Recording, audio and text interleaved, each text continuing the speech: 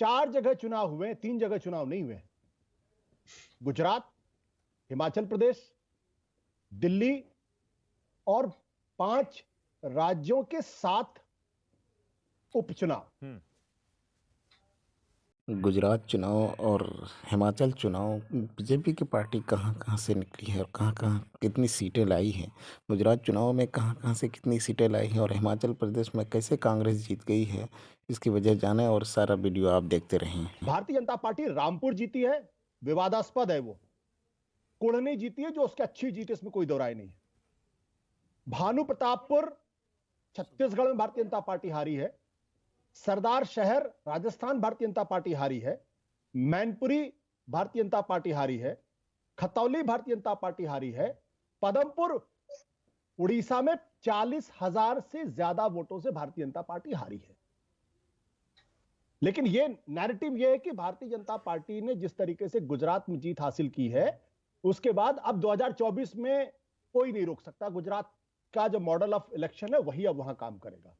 तो नैरेटिव अलग तरीके का सवाल है। 4 चीजें जो मैं कहना चाहता हूं अपने विश्लेषण के तौर पर। पहली बात, गुजरात के अंदर नरेंद्र मोदी का कोई मुकाबला नहीं। मैं भारतीय जनता पार्टी का इस्तेमाल नहीं कर रहा हूं, नरेंद्र मोदी हटा दिए, भारतीय जनता पार्टी कितने % पे आ जाएगी सबको पता चल जाएगा। गुजरात में नरेंद्र मोदी का कोई मुकाबला नहीं है, और यह मैं राज्य चुनाव के संदर्भ में कह रहा हूं। गुजरात के बाहर नरेंद्र मोदी जीत की गारंटी नहीं है।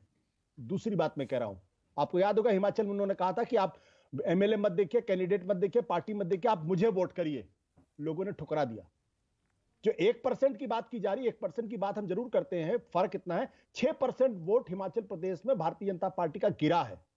जयराम ठाकुर जो राज्य के मुख्यमंत्री हैं उतने अलोकप्रिय नहीं थे वहां पे।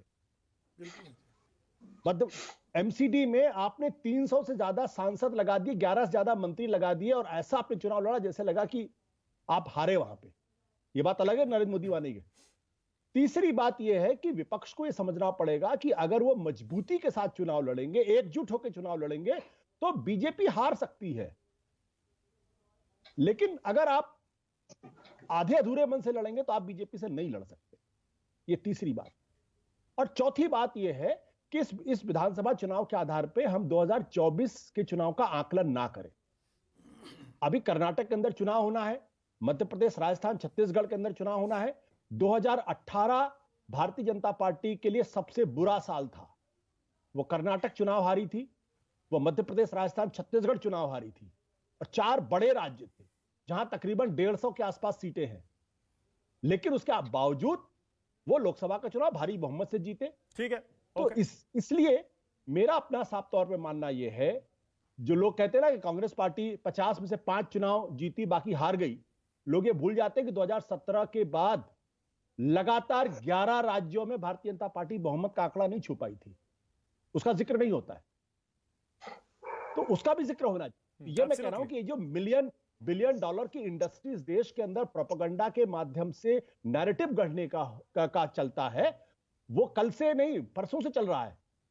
लोग अब जो विनोद जी ने बड़ी अच्छी बात कही, विनोद जी ने कहा कि भाई राहुल गांधी अगर लाइबिलिटी है, यशवंत, बस मैं आपको छोड़ दूंगा, अभी एक कमेंट करके जाइएगा यशवंत। अगर राहुल गांधी लायबिलिटी है, जैसा कि बीजेपी भी कहती है, जैसा कि कांग्रेसी भी कहते हैं, जैसा कि मीडिया भी कहता है, तो अगर गुजरात नहीं गए तो उसकी हार का ठिकरा उनके सिर पे क्यों फूटना चाहिए?